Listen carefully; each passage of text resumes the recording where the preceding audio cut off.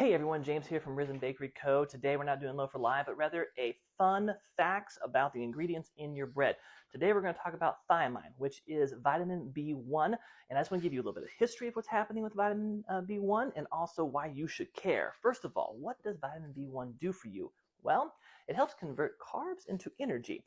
And you might think, well, that sounds great. I feel like every time I eat carbs, it just turns into fat, right? We don't want that. We want energy from our bread.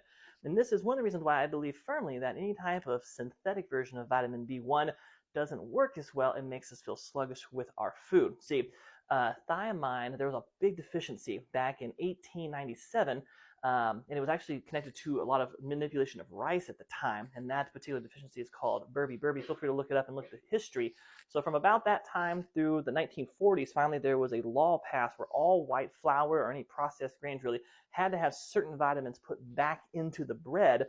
And vitamin B1 was one of those because we didn't want people across America to be deficient in vitamin B1 to convert carbs into energy, rather than a whole bunch of other crazy things happening to our body. Now, the problem is whenever I grab a loaf of bread and I see enriched flour, I read thiamine, but I see something else. It's thiamine mononitrate, which is the identifier to let you know that it's no longer a natural form of vitamin B1, but synthetic. The synthetic form was created in a lab, was isolated in around 1938 or so. They finally were able to separate it as its own chemical, if you will, and then they connected it to salt and created a sprayable form of vitamin B1, which does not get into your body as well because it doesn't have as much active connection to the enzymes. Whenever you have natural grain, enzymes that are alive working with the vitamins produce the greatest opportunity for your body to absorb those vitamins and turn your carbs into energy for you.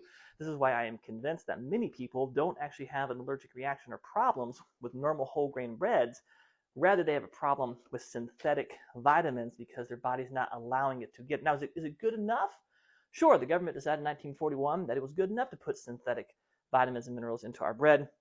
But I think we're on a comeback here to say we want real bread, we want real vitamins and minerals so that we can have wonderful lives of health and happiness. So get out there, folks. Eat real bread. Thanks for tuning in today.